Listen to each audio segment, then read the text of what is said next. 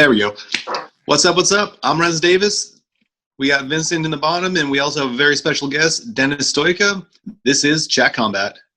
Right, guys. This is a very special guest. This man has done so much for the self-defense community. This man is an FBI agent, ex-military, I believe ex-military, right? Former military. Former military. You can see it at his haircut, my man. We are very stoked to have him on. This guy knows so much about self-defense. Stoked for Stoika. Weapons, I like the sound everything. of that. How are you doing, my friend?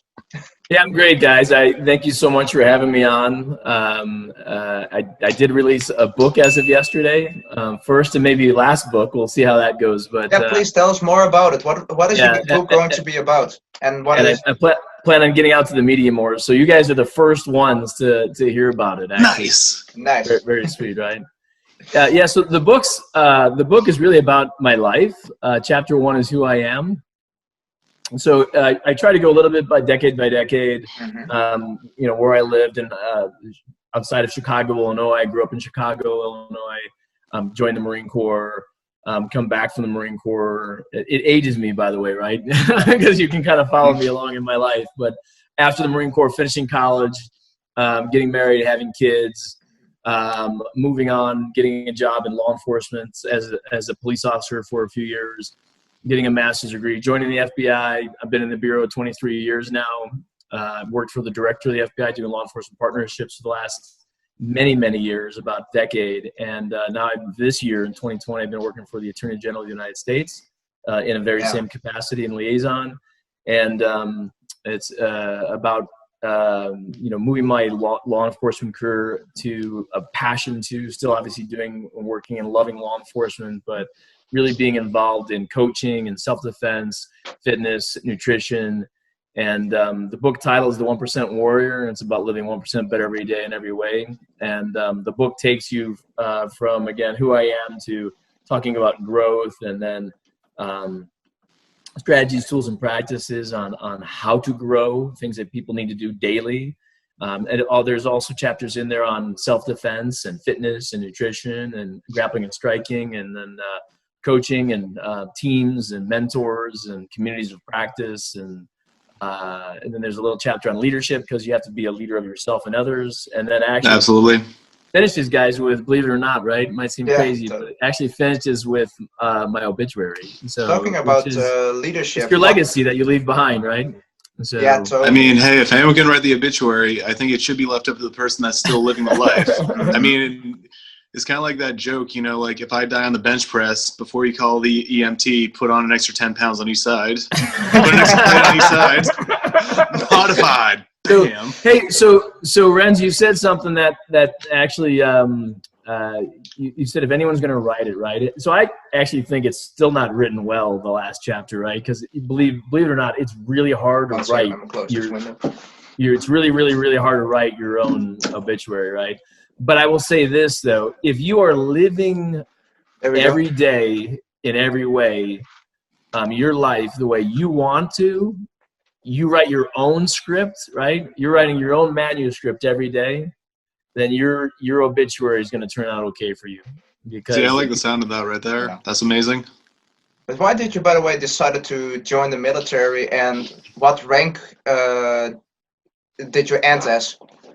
Sure. So why did I decide? I was going to go right after high school. This is actually a funny story. I don't get to share. We'd love to hear it, man. Too many people anymore, right? So, you're in high school, and I think a lot of kids, when you're like 16, I remember both my kids at 16 too, right? I have 2 kids, a daughter that's a teacher now, and a son that's a musician, and he also teaches people how to play percussion instruments, most of the drums, right?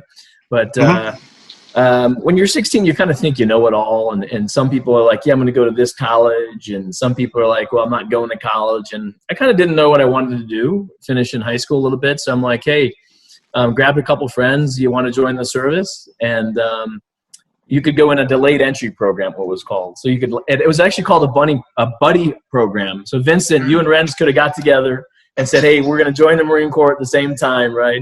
So what say you, Vincent? You down for joining up? Let's do it. I would be down for it, man. So, well, okay, Let's so do our guys, duty. We'll learn the map. Come on, man. I can promote you tomorrow though if you join today. All right. There you go. I'm down for that. Salute to that, my It's man. the Absolutely. bonus. The bonus. You get a whole extra $10 a week. But hey, so one of my very best friends from high school, we both joined up in this buddy program, right? And we got down to the MEP station, and then they told this was none of this happens like tomorrow, right? You have to wait this time and stuff. And by the time we got in position to go, they looked at me and they said, "Well, no, you can't go because what you want to do is closed right now." All right, so I'm like, "Well, Mike, they won't let me in. They won't let me do what I want to do, blah, blah, blah." So I went to college for a year, junior college for a year. And then after that, I just figured it wasn't right for me. And then I joined the Marine Corps, open contract. And I still went in almost the exact same date that my buddy was in. So we were both in boot camp together. We weren't in the same platoon, if you will, right? But we were both there. We had to see each other on Sundays. Everyone goes to church, whether you're religious or not, in boot camp, because they let you do whatever you want for an hour. You can go to church and sleep or do whatever you want. And so everybody went to church just about. Yeah. What was the first day like? You know, was it shocking? Was it surprising? Or was it did you enjoy it? I always hear that the first day off the bus is like the day that's like, oh, what have I done? Yeah, indeed. That's why I ask. So a great question. And I will tell you, Vincent, that where I'm at on my journey in life now too. All right. I will be 52 years old this year. Yes. I wouldn't say that, my man. I wouldn't say that. Young face. 52 years wise. Major 52 difference. years wise, right? But I love having this conversation with young persons that want to go in the service or join law enforcement or come into federal law enforcement, right? Where I'm at in my life now, mentorship of young persons, whether they're my subordinates that are younger supervisors or friends or anybody at this point, family member, friends that want to come in, right? So the first day, right, for the Marine Corps is they throw you on a bus. They have your head down. You can't see anything, right? They tell you, they're all yelling. You get off the bus. They have you stand on these yellow footprints, right? So there's footprints, yellow footprints on the ground. They just tell you to line up on them, right? Oh, damn. And then from there, you get yelled at a whole lot. You don't sleep for the first, who knows what it is. You get there late at night. So you were up whatever time you woke up in that morning traveling, right? You're up all that night. You get your hair cut. They give you clothes, right? They march you into wherever you're going to stay, and then they play games with you. What kind of games? They used to call it hazing, correct? Something like that. And they play games with you, right? And then they march everybody in. They march everybody into this big auditorium. You don't know who's who anymore because by then you're all bald, right? Damn. And because they shaved everybody's head, and then they yell at everybody. If you lied coming in here, we're going to kick you out. If you did any drugs and blah blah blah, and you lied about it, come up now. This is your last opportunity, right? So that they're on people a little bit too about making sure they're honest about coming in and How to get where they're coming from, though. Absolutely, right? So I'm 21 now, but I mean, when you're 17, 18 years old, you're even 3 years back, for me, then you're at a different mindset when you're young, even younger guy. Just went through puberty, so. About it, and that's an age, right? Coming into the Marine Corps at 19 years old, a lot of 18 to young 20 persons, right? Yeah. I'm joining the service. That's 18 to 20 is probably the sweet spot, but you get some older people that will occasionally join beyond that as well. And there's no doubt about it. In a matter of a short period of time, they make killers pretty good. So. Military really grows people up very quickly. Absolutely. It does. And for the most part, I can tell you within the United States, right, too, there is a spirit of corps, there is camaraderie. It might change some from service member to service member, but people that have been in the Air Force, it's nice to see someone from the Air Force, whether they're retired, they did the whole career or not. Marines are very special. I think they do the best at branding, if you will, right? So I'd agree with that. yeah, they do the best at branding. Yeah, and that's by the way, after I got out of the Marine Corps, I finished my college. I had just very little bit left. I was very lucky in the Marine Corps on how some things fell and how I was able to continue some college. I had a little college left. I finished that. I became a cop outside of Chicago, and I worked a year at midnights. And I'm like, hey, why don't I go get a master's degree? So I did that, and I applied for the FBI. And about a year later, they called me up. So it was great to be in what I believe to be the #1 service, for the United States is the Marine Corps. And then Absolutely, the few and the proud, my man. Yeah. Going in the FBI. Yep, and then going in the FBI, the world's premier law enforcement too. So it's been a roller coaster of I can imagine. 23 years in the FBI almost, and then almost 5 years as a police officer, 4.5, and then 4 years in the Marine Corps during the first Gulf War. I have so much respect for you, my man. Just not only to do the military, but Dennis, also, being a cop. Yeah, sorry, Rance, go ahead. Oh, no problem. In regards to your service, going from the Marines into law enforcement into the FBI, would you say that the MOS that you served under made a good transfer to everything, or would you say that was just like kind of like learning a new skill from point A to point B, then from point B to point FBI? Yeah, so good question, right? It can help if you have military intelligence, or if you were a police officer within the service, right? But those are not requirements. In general, any police agency, a police department or a sheriff's office, right?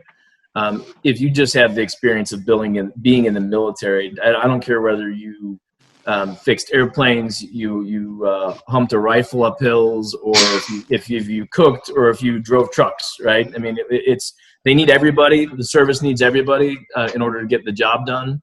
And Indeed. So it doesn't matter so much. They're liking the discipline and that you did something for a few years. And the FBI is the same way. The FBI will not hire. We don't hire young people. It's very rare to get hired as an FBI agent, right? Younger than 28, really. And why is that? Makes sense. So it makes sense, but just for the viewers. We're looking for people to having their education complete. You have to have at least a bachelor's degree. Mm-hmm. And then we're looking for some work experience. So that's the #1 thing, is that they're looking for work experience. So if you finish college at 22, right? They want you to go work for a few years. And, a few years meaning what, 3-5 years minimum really is what they're looking for. And it doesn't matter what you do. It could be policing, it could be a lawyer, it could be a teacher, it could be a chemist, it could be whatever. It doesn't matter whether you're, we're trying to get that sample, right, of the United States as much as we can. Men, women, black, white, Hispanic, Asian. All inclusive, yeah. All inclusive. Yep. So religion, sex, etc. Yep. Mm-hmm. And when you left the military, it was there something that you missed about serving? So I don't know if it's something I missed about serving, right? But as not just a self-defense coach or a fitness coach, we're right. So Modern Era Warriors is integrated warrior training is what it is, right? It encompasses coaching as well. And in my coaching program, we start people out, and it doesn't matter, by the way, if you're 21 or if you're 51. Mm-hmm. There's a whole lot of people that don't know what their why is. And what is their why? Your why is your purpose, your passion, your principles, understanding the stand that I have and the ethos, who I am inside me. A lot of people really don't know what that is, especially the younger person, right? Especially the younger person, but you can be in your 50, 60 years old and people never gave thought to that. So the bottom line is, my why is to be able to give. My why is to be able to serve others, to serve something else greater than myself. And that's what I've done my whole life, right? Whether that's the Marine Corps, local law enforcement, federal law enforcement, and even my small part-time business. Yeah, but tell more about your business. When you started it, what was your what was your mindset like? What did you want? Some people want to, to make the world a little bit safer. For like normal people, we want to learn how to defend themselves. Was it something like that, or was there also, other thoughts in your mind when you started your business? Another great question, by the way. And without that question, I wouldn't be able to give you the answer I'm about ready to give you too. So I'm not a really selfish person. I'm all giving. But one of the reasons why I actually started my business was I didn't think that again, I do integrated training, right? Integrated warrior training. Yeah. We do, there's coaching aspects of Unbeatable Mind and John Maxwell. There's the Krav Maga aspect. There's BJJ. There's striking. There's massive different components of functional fitness that we do with sandbag and kettlebell and stuff, right? So for me, it was about getting the best training I could find because I didn't think it existed. Right? There's a BJJ gym or there's a karate gym. There's CrossFit gyms, right? But there's no one kind of putting a bunch of things together, right? There's no one kind of putting a bunch of things together for self-defense. Yeah. So I said, hey, I'm going to incorporate, right? Put together my own business and train with some of the best people out there that I can find. Moni Isaac from Commando Krav Maga. Oh, that guy! I know that guy. Damn, he's a beast. He run Henry Gracie, right? From Gracie Academy, Gracie Hey, represent! Right? Reds is a very big fan. Me too, by the way. Gracie, you represent the man. I love those guys. Yeah, Eric Paulson from Combat Submission Wrestling. Eric Paulson. Oh, that guy is scary. I saw his leg lock. He's scary. Eric is a scary guy until you get to know him. Did you see that video that he, he taught some neck ranks, like from cats wrestling? And he told a story that once, he dragged a guy out with, with a neck rank, like a sack of potatoes on his shoulder. I believe it. It. He probably deserved it. Yeah, he probably deserved it. But I mean, like, why would you start a fight with a guy who looks like that? I mean, he looks, it's the same with Chuck Liddell, that scary look. Sure. Some guys have that.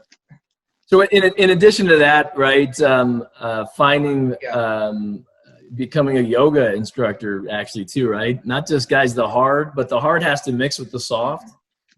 We do breath work, we do meditation, we do yoga, we do Pilates, right? That's the durability piece. It's a mental piece. It's an emotional piece of what we do every Wednesday night in our gym, by the way. So, and it's about, again, finding what worked for me. So power yoga, Kokoro yoga, incorporating massive different types of breath for all different types of students. It doesn't matter whether you're 16, 18. I've had clients in their young 60s. I have a client now that's 59, a lady too, by the way. So students it's about incorporating who has and some people have asthma, and it's not just about breathing does a lot of stuff. We can get absolutely. We could go into a big conversation on that, but it's again, actually funny you mentioned. I was about to kind of go into it a little bit. Like no one really realizes that the better you breathe, the more you can compose yourself in stressful situations and such, which is a really good thing to have. Probably the number one reason, Renz. Hey, one last thing though on all that too, nutrition. I have to throw in a nutrition piece too, though. I have multiple certificates in nutrition. I don't have a degree in nutrition. I'm not a nutritionist. But studied enough to know what's complicated and what's easier. So I do push a specific diet if students are interested as well, which is called the nutritarian diet. Actually, it's not vegetarian, it's not vegan. It just tries to limit animal products some. So. Oh, what a coincidence. I just started the carnivore diet. Just a little bit. Just a little change. You're over here, I'm on this side. I'm like, ruff, what's up? But what would you say, by the way, is the benefit, of not going full vegan, but limited to have limited animal resources in your diet? Yeah, so, and I don't know the names, guys, because I don't study or memorize this stuff, right? It's just no worries. We don't either, so we wouldn't understand it anyway. No, but we've had multiple people, right, in the UFC and even in bodybuilding that are vegan, right? Yeah, that's true. And they're winning championships too, right? So you don't need to get your protein from you can get plenty of protein needed in order to function, with inside the UFC, MMA, to be a bodybuilder, right, champion, fitness competitor type, person. Even for ladies, they have fitness competitions and stuff. I have a very good friend that competes with that. The bottom line, though, guys, I like to have all this conversation, though, and I know so. A lot of people say that, like, for CrossFit, is that they refer to everybody that's in CrossFit as an athlete. I don't know about you. I'm sorry, but I wouldn't call. I call them intense hobbyists myself. Yeah, very intense hobbyists. That's the better. Yeah, I don't like to refer the general public as athletes. You're mom, your dad, you're the business person, you're the blue collar worker, you're the IT guy, right? An athlete, is a different kind of human being in my mind. I know one guy who is an athlete, and he runs faster, he throws a ball better, he can do anything better just, because his body works like that. So and that doesn't mean I haven't trained or trained with professional athletes. I know, a few former NFL football players and some other folks too, right? I used to play football in high school, love football even to this day, but the average person needs to be training. First of all, I shouldn't say that. I'm going to say this. You should be training for whatever your purpose is. Remember, I talked about your why, and then your purpose, your passion, and your principles. So you should be working towards whatever goals that you have individually, right? But even if a young person, 16, even younger than 16, so Renz, like, if you're in a Gracie U, there's kids they're doing BJJ at absolutely young martial arts at 3-5 years old, right? I mean, there's there's the Little Dragons program for the karate aspect, but usually like the bully-proof program that the Gracie University does. Not a problem. Yeah. When a leg goes on, an idea's had. Oh man, I just had a good idea. I'm scared around. But for bully-proof, the Gracie University, it's usually like I want to say between the age of 6 and about 12 years old. As soon as they turn 13, it's like they can kind of start integrating into the adult class. But I think the oldest you can be for like training with adults full time is 16. So it's like levels. Where I'm going with that, though, too, is that so it's for, like, a lot of people might get involved in martial arts, and fitness and a healthy lifestyle, right? Whether that's physically, mentally, emotionally, spiritually, right? Get involved with, because it's a kid thing to do. Maybe mom or dad does it with the kid. It's a family thing, right? But and some people want to actually do tournaments and fighting and stuff like that, right? But I'm on that side of the spectrum. And that's cool. There's nothing wrong with that, absolutely. Right? But you're 21. Yeah, that's right. Believe me, there's a big factor on age, right? Because beyond 30 years old, there's not too many people in the NFL. Beyond 30 years old, how many people are in the UFC at 40? Yeah. It's like a handful. It's like Anderson Silva and Donald Cerrone. But you see their performance, like Anderson Silva was one of the best of all time. But if you look at him now, and and when he was younger, you just see, you can see it. You can see. We're going to see Mike Tyson fight here shortly, right? Yeah, totally. Yeah. Awesome guy, awesome athlete. But that's also, he's a super athlete. So that's also different again.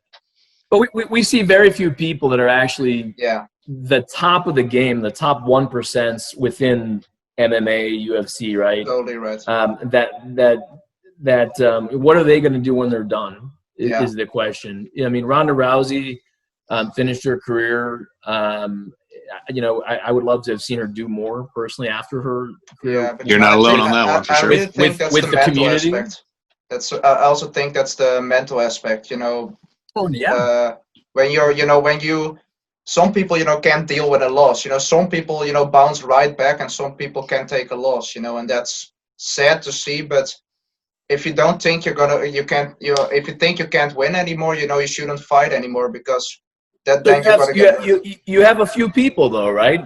And these are the people that I've gone to go seek after, right? So Moni Isaac, 7-time judo jiu-jitsu champion of Israel. Almost all those were when he was a child. One is an adult, okay, with the age groups.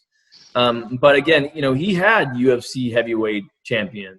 He had silver medalists in the Olympics, right? He had judo fighting champion in Canada, right?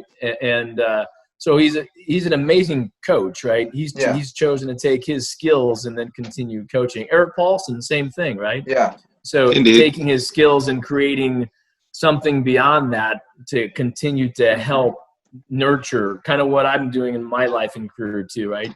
You take Totally, your I get what purpose you're and your saying. passion, your principles, and you're just trying to. This Passing is it what I on do. to successors. Yeah. One of my mantras, guys, is this is who I am, this is how I train. This is who I am, this is how I train, right? And it comes back to what is your purpose. And even if you're that young 21-year-old, Vincent, at some point you might be looking at some different things to say, hey, what else is out there just strictly for self-defense? Because when you're looking at the Krav aspect, right, specifically Commando Krav Maga is a little less combative than some of the other Krav associations that are out there as well. But it's about engaging and disengaging as fast as possible. Getting That's up also off the what I ground in wanted to 5 ask seconds. You know, like, normally if you see Krav Maga, it's really effective most of the, most Krav Maga, most instructors, they're really, great coaches and it's really effective. But let's say, not a young guy, but, like a stay-at-home mom came at you, for self-defense training. Would you still consider, to have Krav Maga training, or would you give her a little modified training, because she maybe can't move as well? Maybe you would give her a little more verbal training than physical training. How do you deal with that? So that's a great question. I think in general, again, people should seek what they're looking for. If someone wants to come to my gym and they're looking for massive BJJ training, then I will refer them to the Gracie Jiu-Jitsu School 30 minutes from me, who I know the owner very well, Marco Moreno. I have no problem even, he's a great guy, right? So we're all trying to share each other. I have friends that actually go to Manchester and do some training, that's done some seminars there, by the way, right? Absolutely, man. Go across the pond. And so it's about having a community of network among professionals, too, that don't mind putting the finger and saying, you only see those with good guys. The guys that are good, they have a very healthy mindset with other guys that also are good. The guys that don't know what they're talking about, they are very very culty. So real brief, I'll talk. I'll get to the specific question about like the lady that you had, right? But in general, my opinion, Dennis Stoika's opinion, right? We all have them, right? Let's do it. This also comes from, like, to give you background, right? It comes from 4 years in the Marine Corps. It comes from being a cop on the street for almost 5 years. It comes from 23 years in the FBI, right? So it comes from 32 years of law enforcement military experience, in addition to running a part-time gym. Yeah. And my belief is that there is no doubt in my mind, right, that I can offer somebody with the Krav training we do as our primary. It is the primary, with focusing on functional fitness to keep you healthy at your best level, most elite level for you, no matter where you're at, 16 or 60 or 90, right? To keep moving as hard as you can. But also throwing in basics of jiu-jitsu and striking. Okay. Because absolutely. The Krav aspect, right? First of all, I like to throw this one out, and it's without having solid data, but I'm going to throw it out. You guys tell me if you kind of agree with me or not. 99% of the world does not know martial arts. Yeah, maybe. I'd maybe say 98%, but I know what you're saying. Then let's go with 98. Absolutely. Let's go with 98. Out of the 98%, how many of them took a course for 6 weeks, or they studied for 3 months, or I did it when I was 19, or, I did it for a year or whatever, right? And then you have your hardcore, the guys that, in 10, 12, 15 years, they got their black belt in jiu-jitsu. That's even out of the 2%. That's a small fraction, absolutely. Even out of the 2%, that's a small It's probably fraction. It's probably in the point fractions almost. Most people get a black belt after like 8 to 10 years. Yeah, right? So the thing is this. It comes back to what's your purpose? And I believe that Krav Maga, specifically Commando Krav Maga, right, coming from the military and law enforcement background, gives the person the essentials to defend against not just what BJJ does, because and I love my BJJ friends, but sometimes I say I'd love to go to the Gracie Academy and just start throwing fake knives everywhere and just tell everyone to go at it. You know, right? that's also, you know, It's you actually can a have the very best, fun drill, just saying. that's what you know, we sometimes, you know, drill with knives, you know, like a white t-shirt, you know, and somebody has a Lipstick? red marker. yeah, red marker lipstick. You know, Better be fire engine red, Vincent. God. but you know, then, you know, for example, you know, you can have the best triangle choke in the world, but if somebody's stabbing you in the eye, you're not going to go for the That triangle. would suck. That would really suck. So again, so my perspective is that, you know, only 2% of the population actually knows a martial art. Yeah. Okay. And in general, you're not, if you got in a fight on the street, if you had to defend yourself on the street, if you had to defend your spouse, your loved one, your kids, your friends on the street, it's probably not going to be another martial artist. Could be. Yeah. Probably not. But probably not going to be another It's martial going to be artist, right? probably a guy that really wants to hurt you. You know, that's also scary. Oh, we should talk about intent too, right? We should talk about someone's intent too. But Yeah. the bottom line is Krav Maga, specifically Commando Krav Maga, right? From every level trains gun defense, knife defense, standing and ground survival, not grappling because we don't stay in the fight, right? And then striking defenses, whether they're kicks, punches, getting hit with a chair, a baseball bat, or whatever else, right? So it's all about engaging and disengaging. So whether you're 16 or 60 or 96, right? It's not about how strong you are, how fast you are, because eventually we're all going to age. We're all going to get older. Someone's always going to be stronger than you, right? Yeah. Faster than you, bigger than you, right? And more uglier than Vincent too, right, Renz? He's a very handsome guy, but he's definitely not as handsome as this mug right here. Look at me. I'm basically a model of blue steel. So, but you guys get it. So I believe overall, you know, so for the lady that came in, right? If someone's looking for self-defense, I've gotten a lot of calls, by the way, because of civil unrest in the United States about people seeking training. Yeah, and a lot of gyms are not open still. A lot of places have gone out of business. What do you, by the way, think of that? Do you think, you know, we don't get too much into politics, but do you think, you know, with the COVID going on, that people, you know, should be able to make their own choice, or should you say, you know, that all gyms should be closed until we have a vaccine? So my personal opinion is that people should do what they want. Totally agree. So if your gym closed, if you're for this, Vincent, this is another big one that is deep in my heart, actually. And let me tell you why. I, as a coach, don't just teach classes. I teach people life skills, right? I teach people, my objective is to teach you how to lift a kettlebell, how to lift a sandbag safely, appropriately, give you enough that you can get workouts, properly hit and strike, right? So you can hit a bag in your house too. Incorporate these types of things. So if COVID happened, I don't sit at home going, well, I don't know what to do. A very good point. I'm waiting for someone to tell me what to do. No, you know what to do. You are trained. Yeah. So just do it at home. Grab a partner or a loved one or whatever, right? But I have no problem. So I trained several people during COVID the whole time because they wanted to. That's excellent. I had no problem with it. I had no problem with it. If someone wants private lessons or semi-private lessons, awesome. I'm not going to prevent them from getting training. That is a relationship, right? Yeah. Especially what we do in my gym. I do it part-time, right? I have a busy life in law enforcement, and this is a passion of mine. So we have classes. It's the last class of the night, hour and a half. All our classes are an hour and a half, right? Our Krav classes, we incorporate some practice time, some self-defense instruction time, and then time for like surprise attacks. That's kind of like the flow, or right, the grappling, if you will. Do you also do maybe situations, you know, like situational awareness, you know, something like that? One after the next, right? Gun defense, knife defense, etc. It's kind of like rolling in BJJ, right? Yeah, totally. So it's kind of like rolling in BJJ. What martial arts, you know, if somebody wouldn't, you know, some people, you know, they don't live near a Krav Maga gym or a self-defense gym, you know, if they just had martial arts, what martial arts, you know, would you say are the best, you know, in terms of self-defense, you know, boxing, wrestling, etc., you know? What would you say if you could only pick two martial arts? What would you choose? So I'm going to say this first, right? I teach Commando Krav Maga, so I'm very biased, right? But I would say makes sense. And there's not, well, because I think it's the best. I'm only doing it because I believe in it more than the rest. Okay. Yeah, I get to. That said, though, I want to lump Krav into that other aspect, and I would tell someone to go get Krav training first, even if it's not the association that I've been part of. Right. To me, it's better than any others. And then I would err to going to get grappling training.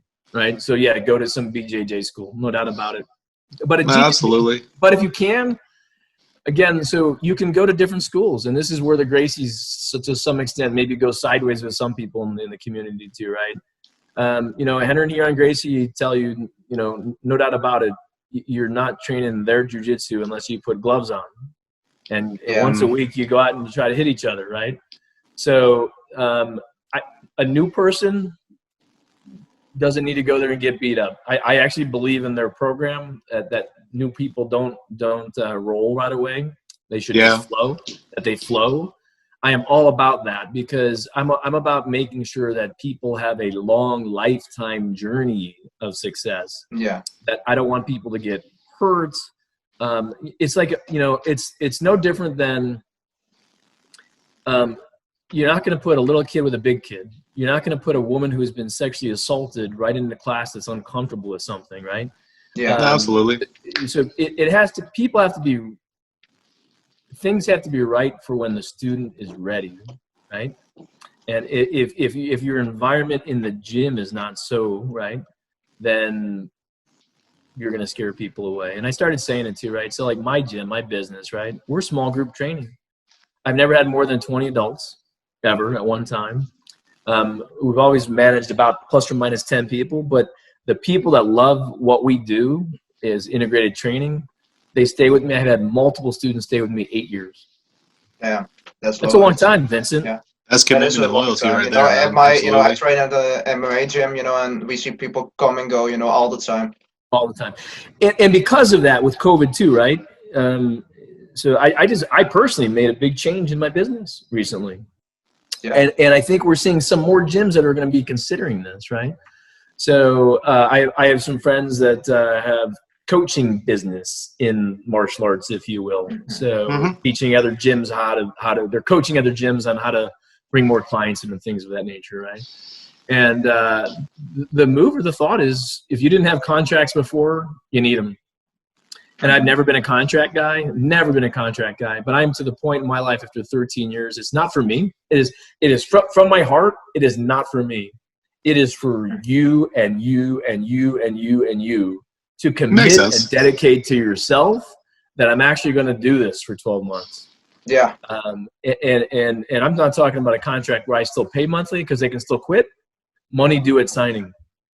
So I offer a very different program though, guys. They get coaching, right? They get weekly classes. They get weekly classes from me. We have a monthly experience. The monthly experience could be a 24-hour camp.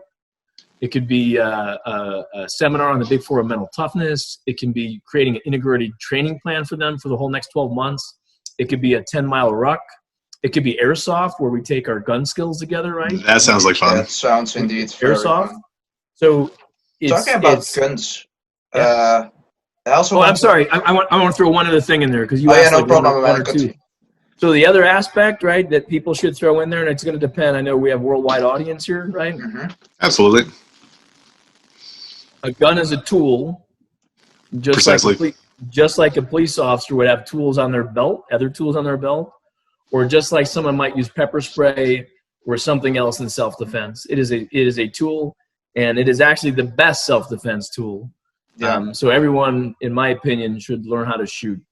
And in the United States, there's a chapter in my book on it, and I'm not trying to win or lose anybody, right? But I just asked him to, read the chapter if you're going to get the book too, and maybe it opens your eyes a little bit, right? And look, I have family. My daughter never wants to touch a gun. Okay, has she shot with me? Yes. So it's a very individual decision. But even self-defense is a very individual decision. When people come into the gym, I love when mom brings the kids into the gym. Even if it's a 20-year-old, I just trained a girl before she went off to college. We had a bunch of private lessons, right? And I'm like, do you want to be here, or does your mom want you to be here? Right? Yeah, That's so important on again the intent of the person, right? And to me, you know, everyone should learn at a minimum, because if we're teaching you how to take away a gun, it would be helpful to actually know how to use it. Okay? No, absolutely. Because then you know what the dangers are. Sure. And by the way, the reason to take some grappling and striking, even if you're a Krav person, right? Even if you're a Krav person, right? It's good to get punched in the face. You know, that's true indeed. You know, if you never, you don't want to get punched in your face the first time in a street fight, you know, or in a self-defense situation, then you have a problem because you might freeze up. It's good to be in a position to fight and lose. They're very different animals, right? Yeah. I just came back from vacation last month and went down, and I loved the vacation. Mm-hmm. I was in Europe last year. Oh, nice. And, where were you? Switzerland. That's Vincent's backyard. Yes, I was in Switzerland. Vincent. Oh, Switzerland. That's not too far from me. It's a few countries away. It's like a hop and a skip in, like, you know, 50-minute train ride, I imagine. You know, I'm just underutilizing the size of Europe right now. It's but Rance, you're kind of right though. You know, if you look at states, you know, countries here are like states so for you it would be a few states away. No, but so when I vacation, you know, if you're up for this type of lifestyle, right, living 1% better every day in every way, right, and so what does that mean, by the way? It's the top one. It's two different things. The 1% Warrior, by the way, the book, two different things. It can mean whatever you want it to be, right? It's either like, if I do these things, I'm going to be the top 1%. The Mike Tysons of the world, that's still to this day good shape, right? Fighting, things of that nature, right? Or anybody in their field, no matter, right? This guy's, right, when you're being coached, receiving some coaching, and I like to throw the martial art in there and the self-defense because it's part of the physical. It's just part of the physical. There's different domains we work, physical. We work the body. The body's part of body being balance and business is what I promote, right? The body being the physical pieces, working out, which includes martial art, right? It includes sleeping and nutrition, any medications, nutrition we take, drugs we take. Mental is mental PhD program, continuing to learn, spending time with ourselves, journaling. Emotional, that can be yoga and the meditation, going on a retreat with a significant other or family. It can, you know, then spiritual aspects, whatever spiritual for different people, is part of the being. So I just went over a bunch of the being, the mental, emotional, and spiritual stuff is part of the being. Balance is your relationships. You have a relationship with you. You have a relationship with your significant others or other persons that are most close to you, and then any organization that you belong to, right, or community that you belong to. And the last piece is business, which is, and even if you don't own a business, right, you still have something that's bringing in you money. So whether it's your career, or if you own a company, great, or if you're an executive of a company, or I don't care if you're a mom, right? So all people can be working towards a 1% warrior. And the other piece is, by the way, it just means every day in every way, I'm going to work 1% better, on a path towards self-mastery. That's a great mindset to have, indeed. In my life, right? It's very nice. I like that as well. It's kind of like a stoic thing, in my opinion. Yeah. Like, you just constantly grow, you know, like, don't compare yourself to who you were yesterday. Compare yourself to who you're, oh, wait, I said that wrong. Don't compare yourself to others, but compare yourself to who you were yesterday. That's what I'm going to say. Do today, right, what others can't. So tomorrow you could, what's the saying? Do today what others won't. So tomorrow you can do what others can't. That's right? also that's perfect. Say. Put that on a fortune cookie and sell it. Bam! Yeah. Now I want Chinese food. See what you did, Vincent? Yeah, totally. You also talk about this in your book, you know, about the mental aspect, because I think you seem really, you know, passion, very, you know, you have very much passion, you know, for the mental aspect, you know, and the breathing exercises that you talked about, you know. If somebody, you know, if some of the viewers maybe want to buy your book, you know, do they also find, you know, stuff like this in there? Oh, absolutely. No. So if it's on Amazon as of yesterday. So if you just search it's one, Yeah. the number Guys, the 1%. link is going to be in the description of the video. Cool. Yeah, the 1% Warrior. And not only is this talk in there, it explains what one breath is. It gives every chapter as homework, by the way. Nothing hard. But I asked you, I tell you, like, what is an integrated warrior training plan? And then I tell you at the end of the chapter, go ahead and write your own. Right? So there's a little bit of homework in every chapter. In chapter 1, I tell you, right, the reader, write down who you are. Who are you, Vincent? I'm white. I'm 21. I live here. I grew up with this. I'm a martial artist. I'm a business owner. I run a podcast, right? Write down exactly who we are, right? That's because I guarantee you, again, 98%, probably more than that again, right? Have never even written that down. And a lot of people think, I'll give you an example. Even people like coach, right? This is what I love, right? So the coach can tell, coaches co-create, by the way. They don't just tell people what to do. There has to be buy-in, right? In order to get them to get better, right? You have to have influence over people, and then they have to buy in. And you can hear from somebody, hey, yeah, you're starting a new diet, right? Renz, new diet? Yep. I'm doing the carnivore diet, slightly modified, so I get at least maybe 1% of the veggies in there. So swear that's not a pun. It's no, literally 1%. So the thing is this, though. So I would say, if I was coaching you, I'd say, Ren, write down for me everything you eat for the day, so we can monitor it, right? Because I want to lose 10 pounds. I want to get stronger. I want to be better in my gym. Blah blah blah. Whatever these things may be, right? Your reasons. And you're like, no, I got that, man. I don't need to do that, Dennis.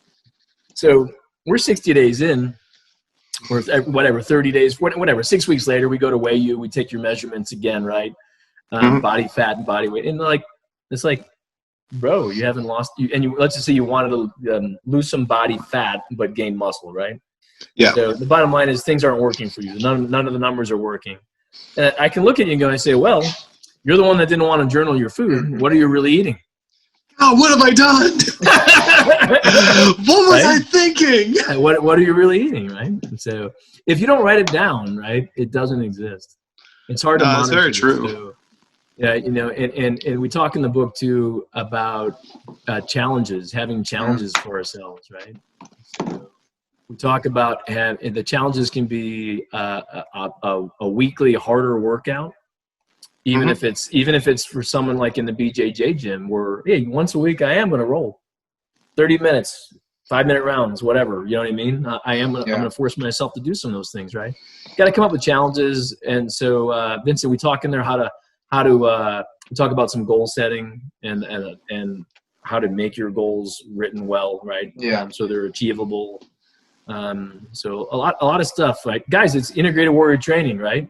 So again, it's there's a huge coaching piece, there's the self-defense piece, there's the fitness piece, there's the nutrition piece, there's the challenges piece, there's the team training piece, right? Yeah. And they all go hand in hand, in my opinion. Absolutely. Yeah. 100%. You see sometimes, I don't want to shit on the BJJ community. I do BJJ Don't you dare, myself, Vincent. Don't you dare, man. I love it, but sometimes, you see these jiu-jitsu guys, they don't do any strength training or any cardio, and in jiu-jitsu, sometimes that doesn't really matter, but if you look at MMA, it matters way more. So I love to hear, Vincent. They say, like, from my friends, I actually did a challenge the other week. So I had 24 hours. I ran 24 miles and I did 1,200 burpees and I trained Krav Maga in between, right? Yeah. So I invited anybody in the community. You just had a free 24 hours of training. All right. You just had to show up, run or walk. I don't even care. Whatever your physical capability is, right? 1 mile around, 50 burpees, and then we train Krav Maga the rest of the hour. Okay. And stay as long as you want, but every hour you got to do the challenge with me, right? Every hour? Every hour. Yeah. I ran 24 miles I ran 24 miles and I That did should 12 be rounds. fun. That should be fun. Well, you know what, Dennis? I'm going to be honest, man. I'm a person that accepts challenges for others. Vincent, start doing it. You're up, buddy. All right, guys, back in an hour. Bye. So the funny thing is, though, Vincent, right, is that like my friends in the BJJ community would go, and I've heard this from actually, who did I originally hear this from first? It was one of the Gracies. It'll come to me. But they joke about it, right? Because they'll say, "You're running? What, is someone chasing you?" You know? Hence, you know, for the BJJ guys, they're just ready to go down on the ground and roll and stuff. BJJ guys, they don't run; they just pull guards. Make a difference. Hey, by the way, so even like Henry Gracie has lifted some weights in the past, and by the way, even Brian Ortega, right? When he was, and I don't know if he's done fighting or not with COVID and stuff, and his last loss, and you know, whatever. But their cousin, but you know, he's training more holistically too, right? Went from not just, you can't be in the UFC and not have stand-up coaches, right? And absolutely, and get stronger too. You know, that's also very funny to me. You know, some people say, for example, you know, let's take one of the most famous guys, Conor McGregor. Some people say he can't wrestle, he can't do jiu-jitsu, but that's not true. You know, it's not his main skill set. But if you would put him against any other, you know, regular wrestler or regular BJJ guy, he would beat him for sure, because the level in the UFC is so high. So that comes back to, you know, I could talk God forever about this, right? And I don't feel like I closed it out well enough, right? So it doesn't matter whether you're that lady that you mentioned that comes into the gym, or the 16-year-old kid that is eventually 35. He's 20 pounds overweight. He's got a family. He's got a job. He's working himself to death, whatever, right?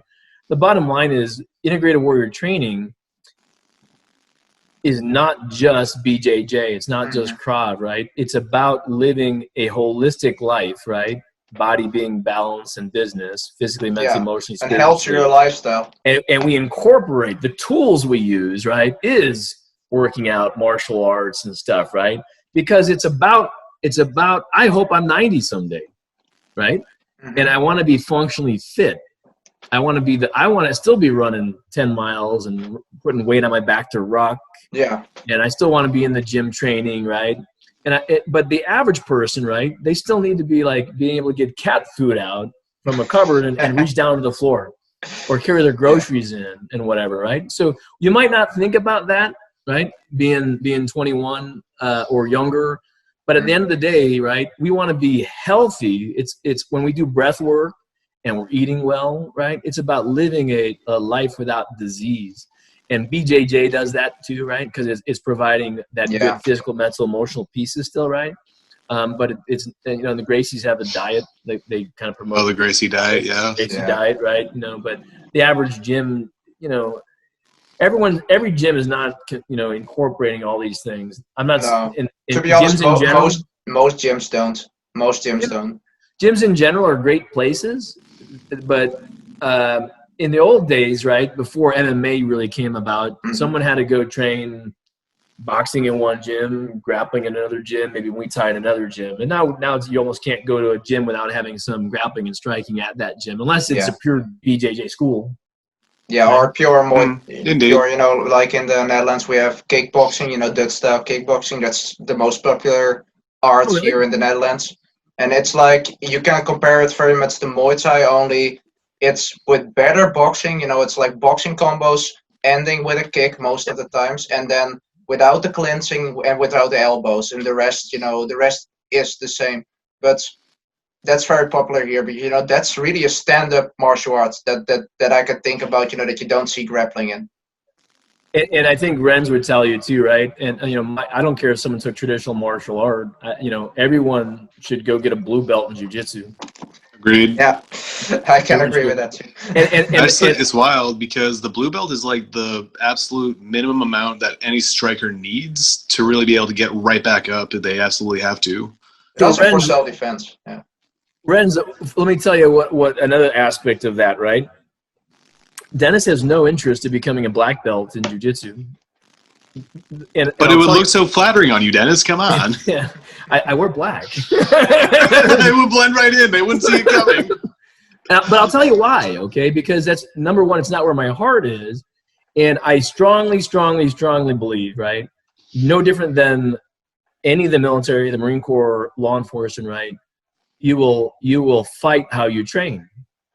And my intention is not to learn 1,000 techniques or 600 techniques, right, in jiu-jitsu, because even the Gracies or anybody, Pedro Sauer, right, anybody who's famous, been in the business for 30 years, right, et cetera, or longer, right, will tell you that, again, you will, in combat, you will play like you, right, you will play like you've trained, right? And the last thing I want to do, and I've seen, I think he's a 4th stripe black belt now. He got his brown belt from Hickson, and everything else came from Luis Paredes in Florida. A black belt under Hickson. But the bottom line is, I don't have interest in it, right? That's not the focus. But what I do love, Renz, is that I love learning other people's white to blue or white to purple, because that's why I've studied under Pedro Sauer. I've studied under the Gracies. I've studied now under Eric Paulson, right? Have you ever studied under John I Denner? love to see how the basics change from someone else's white to blue or white to purple, and say, wow, man, these guys over here are missing this. Yeah. No, absolutely, right? Man. I agree with that for sure. To mention that, have you ever trained under somebody of John Denner's guys? Who? John Denner. I haven't. Yeah. Because so his purple belts beats other people's black belts all the time, because he has a whole different system with leg locks. That he's doing that so fantastically. Eric Paulson throws a lot in. Some of the Gracies doesn't throw a lot in until it gets you get more advanced, right? And of course, that's something that you need. So the thing is this. This is one of my favorite sayings, right? I train every night in the gym. I've done it virtually. I take Fridays off. Okay, that's me time and girlfriend time now, and we just go out with friends, right?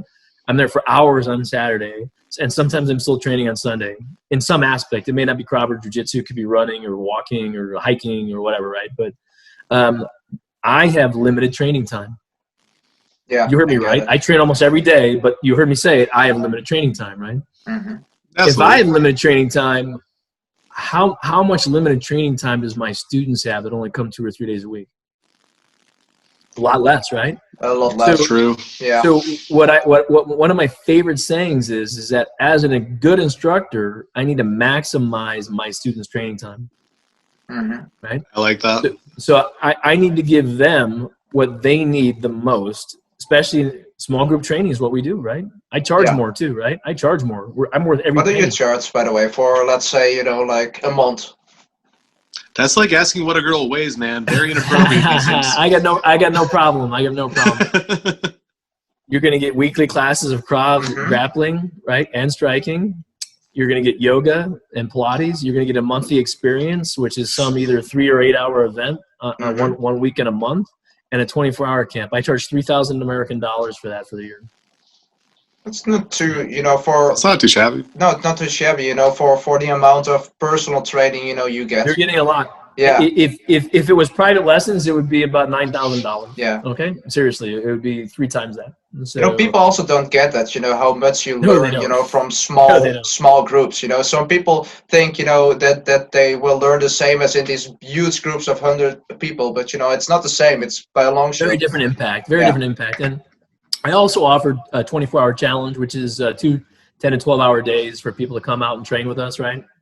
And yes, by the way, one of the I am so passionate about. I love when I get former students that come back that have either been in a camp or they've trained with me for a couple of years or whatever. And one of the guys came when I did my 24-hour challenge last week. I had a student that was with me about 18 months. He came for 2 hours. All we did was his level 1 gun and knife. Almost 100% perfect. Why? Because Krav Maga in general, right, specifically Commander Krav Maga, works on 2 to 3 gross motor skills.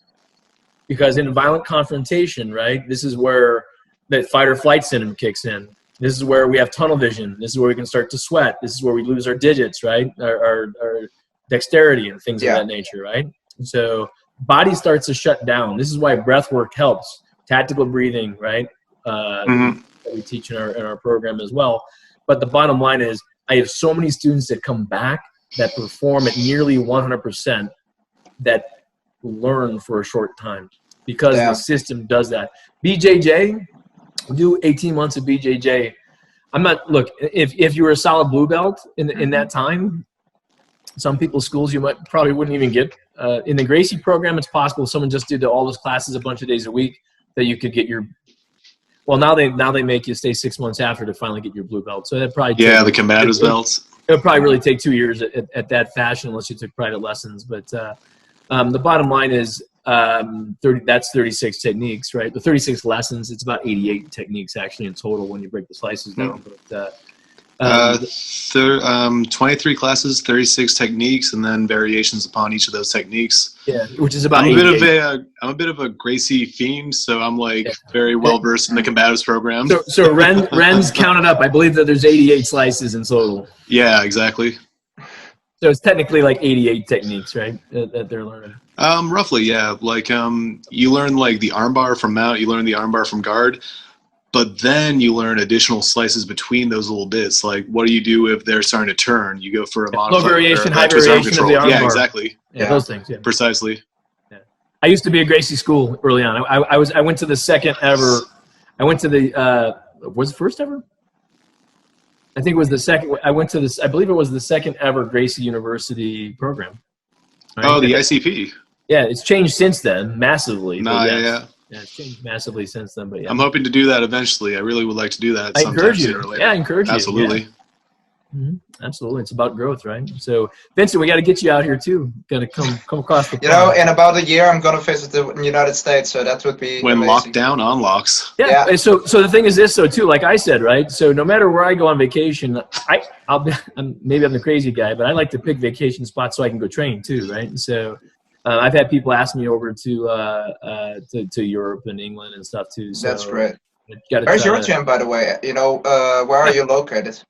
So I work in Washington, D.C., and I live outside of that. I live just inside West Virginia, where West Virginia, Maryland, and Virginia come together, all three states. Oh, damn. You're really at the all three states. You're right on those little border areas, yeah. That's pretty wild.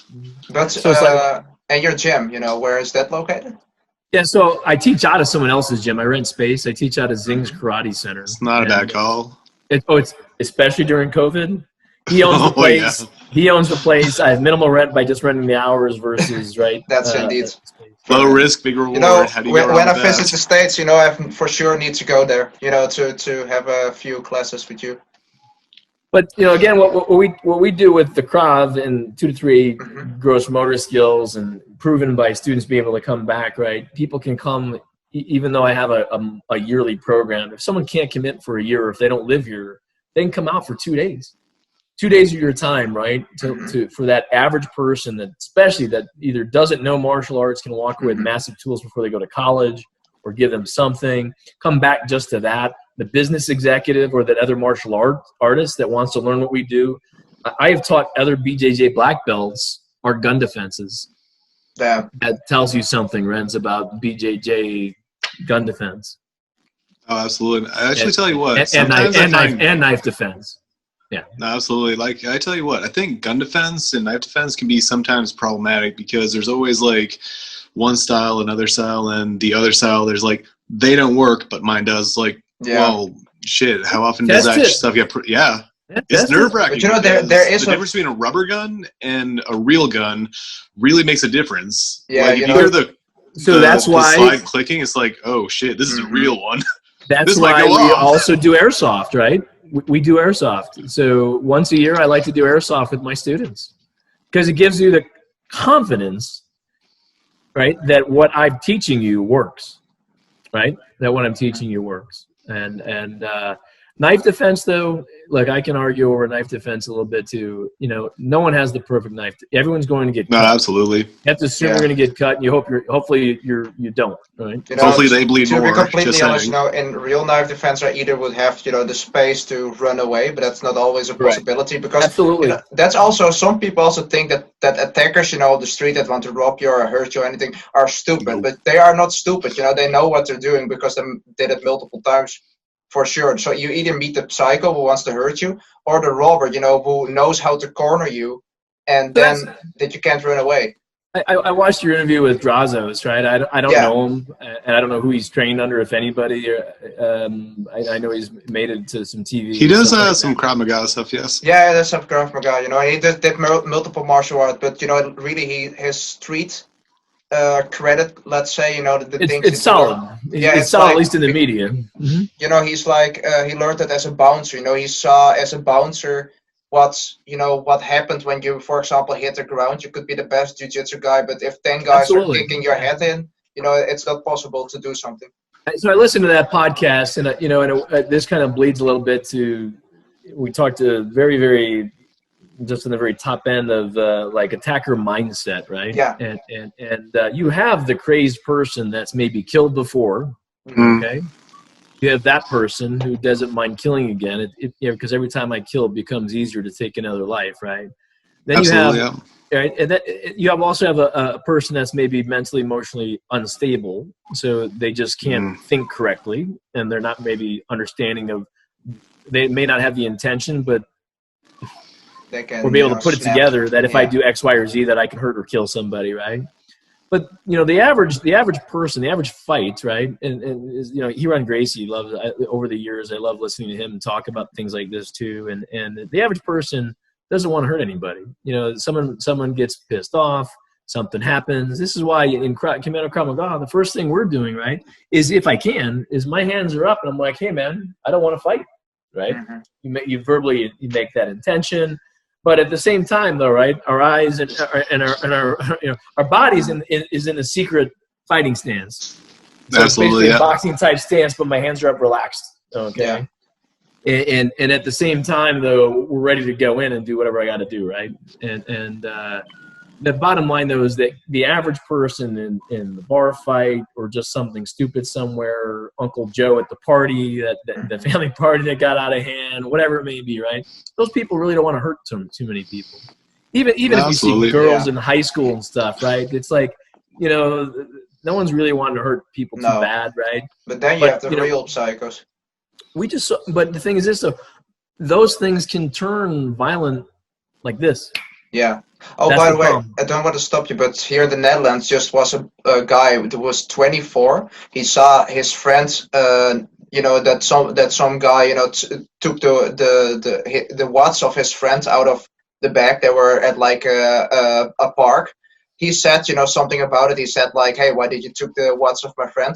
And then he, you know, got shot dead right on the spot. The guy just pulled out, you know, the robber just pulled out a gun, boom, dead. So that's talk about the thing, a bad right? time. Even though there might be zero intention, right? Even though there might be zero intention, or even a rapist have zero intention, now it's like, okay, well, now what do I do if I'm the rapist? I can't. The person saw me, or I robbed a place. The person saw me, right? So you know, we can teach people how to do things for self-defense, but at the end of the day, they have to be the ones to choose what they're going to do, right? When they're put in that situation as well. Yeah. And overall, right, if something that's maybe not so violent can turn extremely violent, even to death. From flash to bang. So it's kind of like, you know, you got the gunpowder, you know, going, right? But it's a quick fuse. Yeah. You know, we can have quick fuses, and all of a sudden, right? Here in the States, we just had a death in one of the protests, right? Where they pulled someone out of a truck. And they were beating him. One big swift kick to the head. I heard about that. And he died the next day. Jeez. So I really hope they catch that guy. So Renz, again, what are we training for? The average person needs self-defense. They don't need MMA, BJJ gym. They need self-defense training, firearms. Absolutely. some defenses against gun, defenses against knives and striking. Totally. I mean, it's kind of wild that you mentioned that kind of situation because, it's kind of just general proof that it doesn't necessarily take a gun to kill people. It just takes one person with bad intentions and a very violent streak to kill people. And I've said that to a lot of people because a lot of people that I knew before all this COVID nonsense was going on was, we need more gun restrictions. We need to ban guns. We need to ban assault rifles, the AK-16s and the AR-47s. You see it here. Have you ever seen one of these guns? Yeah, you see it it's here in the Netherlands. AR-16. Indeed, Rens, you see it here in the Netherlands. Most guns, absolutely. not all guns are banned. In the Netherlands for normal people, even pepper spray is officially illegal. But if you have a country like that, you see it so many times that some people, just illegally own a gun. When you have a jewel store, for example, because they've been robbed, with very much violence, for like 10 times, and the 11th time they are going to fight back. They don't care anymore about the. So I want to throw this piece in, and it's going to be probably, I don't know if anybody ever has had this conversation on your guys' podcast before, right? Though, but I'm actually for guns. I'm pro gun.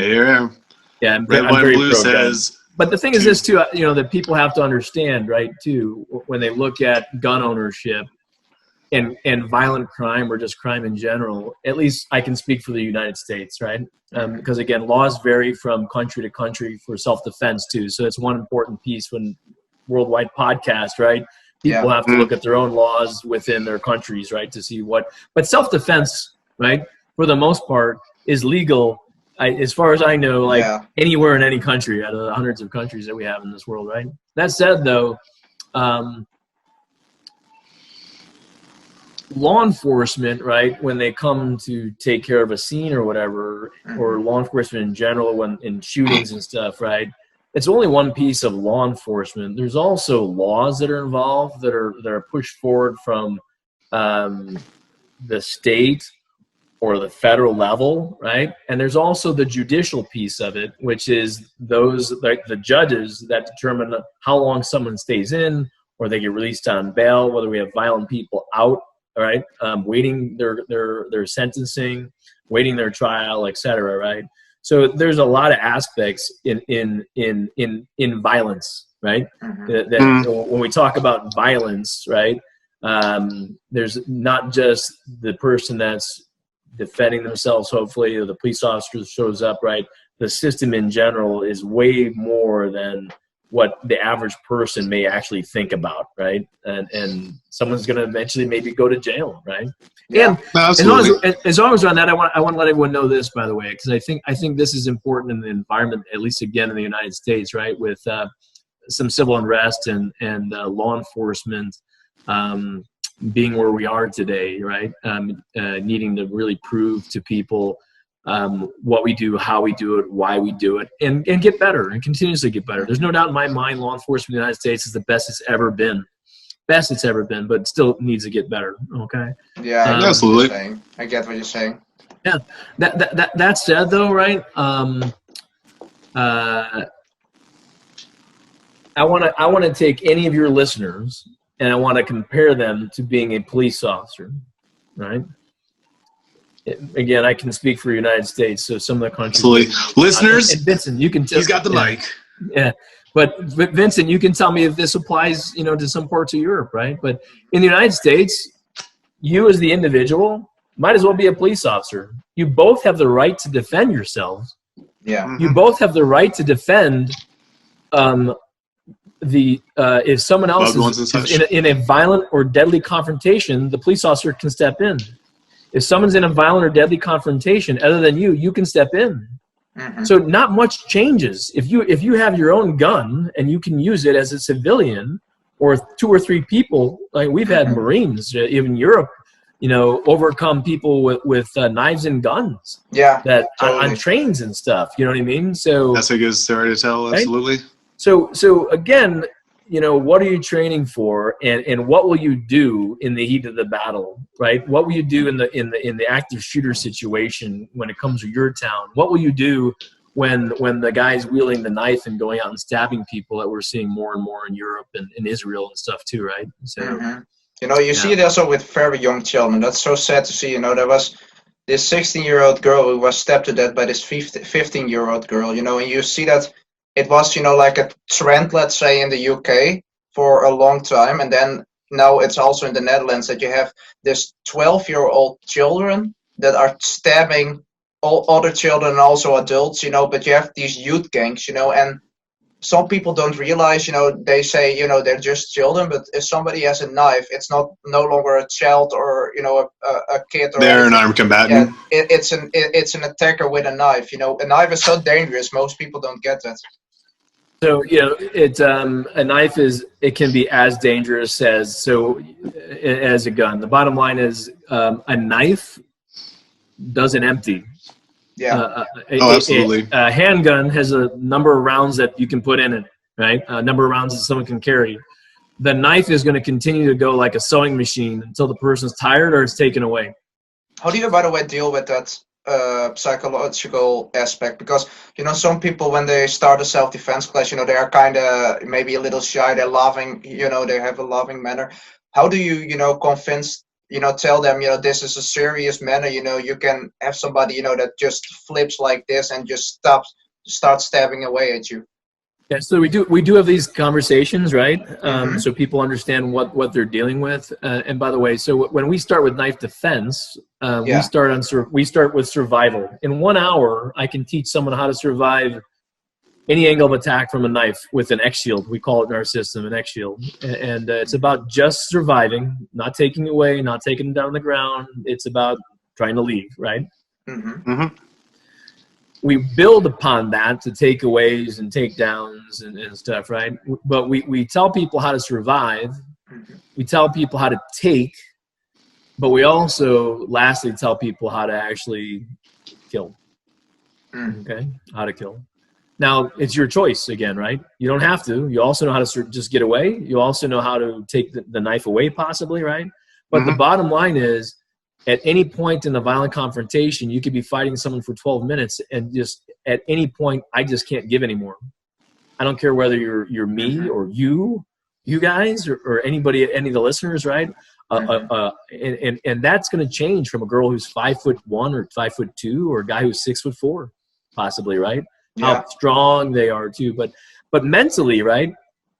Mentally, we work on Big Four mental toughness. And we incorporate, I have a seminar I teach on Big Four mental toughness, and we incorporate skills on witnessing our thoughts, interdicting negativity, coming up with positive visualization, and then goal setting. That's the Big Four mental toughness, right? And you take those things on a daily basis in your workouts and our training and our challenges, and next thing you know, you're doing that at work. You're doing it at home. You're becoming mentally and physically strong everywhere in all aspects of your life, right? And we also ratchet up intensity of the training, Vincent. The bottom line is, you know, no one has to do 1,000 burpees, but what can you do today? 50? So 6 months from now, are you doing 100? Because physical work also equates to being physically and mentally stronger, emotionally stronger. And then we can take you deeper in the workouts too. All our tests in the Commando Krav Maga progressively get harder over time. The duration is longer. The test is more intense. And we're eventually going to rough you up a little bit. Some little bit hits and punches and stuff, right? Because that's what's going to happen in the violent confrontation. What we're trying to do is be able, so here's the going, right? So it's in the book too. Right. That's Cooper right. color codes. You guys have heard of the Cooper color codes? Cooper color codes. I'm not familiar with that one. No, me Wait, neither. is that for when you go into the military? It's like Cooper color codes was developed by a person that was in the military, right? So you have white, yellow, orange, and red. White is sitting at home, you're chilling, you're watching TV. Oh yeah, you mean like good. Okay. Yellow is all of a sudden like the doorbell rings at 10 p.m. You're like, wow, why is the doorbell ringing at 10 p.m.? Why is Amazon here at this time of night? Holy crap. I didn't order Domino's. I didn't get that book from Orange is now the back. Now the back door is jiggling. Now you're wondering, the front doorbell rang, back door is jiggling. What's going on? I'm in orange. Red, now it's red. Someone broke into the house. Okay. Black is so that's the Cooper color code. There's also condition black, which is you're out, you're dead. You don't want to go to condition black. It's bad, right? No. Okay. Not sure But about there's the area of condition red to condition black, which is where your max heart rate is. It's where your body starts to shut down. Physiology starts to shut down, right? Where you go back to your mammalian brain and nothing else wants to work. You're in only survival mode. Yeah. Okay. Yeah, So if you're not eventually training, no matter who you are, we're trying to take the student that might come in that's maybe been sexually assaulted or not so into being killed, right? Like beat up, hard workouts, right? We're trying to just build you 1% better every day in every way to that next level, to work a little harder, to eventually work between the red and the black, which is condition gray. I need people to eventually get up here. Why? Because what we're doing is expanding your condition red higher. I'm allowing you to be able to continue to fight longer and longer, right? Because you're used to training under this intensity of physical, of maybe being hit. It's like the jiu-jitsu guy that's doing 5 or 6 rounds of 500 rounds, and they're progressively getting harder, and you're being submitted and whatever, right? It's about pushing you and losing, right? And losing to know what your capability is. In order to get better, I must lose, right? You must be pushed by your team. In order to get better, you must be pushed by your team and lose some, right? In order to get better. So that's about conditioning yourself so you can your red that was here is now here, right? And then maybe next year it's here, and then maybe next year it's here with your training, right? Physically, mentally, emotionally. It's a very interesting way, to look at it. I knew about, the codes, reds, orange and green, but I didn't know, about the way you explain it. It makes not only a lot more sense, but it also gives somebody a feeling, what they are working towards. No, absolutely. And guys, this is why, right? This is why, in my opinion, right, that people need to be doing things that are cardio and lifting. I don't promote going to the gym and lifting weight like that. We don't. Our fitness is functional fitness and fighting fitness. It's body weight exercises and small implements, and then carrying each other and carrying. We do a lot of stuff in the gym, right? So we do the fireman carries, don't you? Yeah, those are fun drills. It seems like it's a lot that somebody also, like you said, can also do at home. Sure. Yeah, that's great. But that's how you need to be training, right? That's what integrated warrior training is.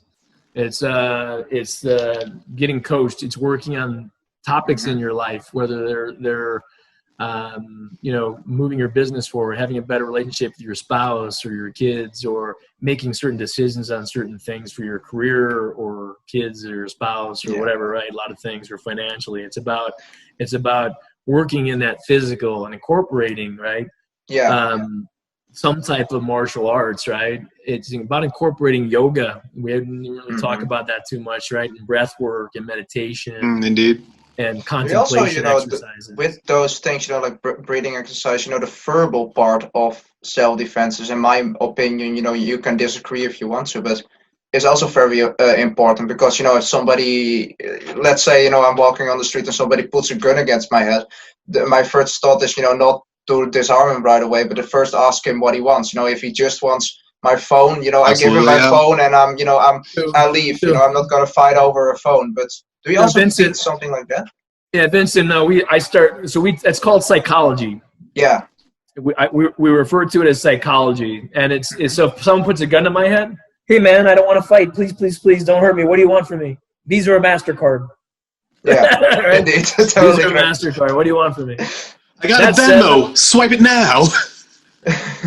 That said, though, I still don't know what the attacker is going to do after someone gives them their wallet. No, absolutely. No, if they say, go to me, in the fan, then shit, then in my head, now I've got to do something. He didn't leave me be. So I still promote taking the gun, but again, it is a hell of a souvenir, that's for sure. It's up to the student on the action they're going to take, right? Yeah.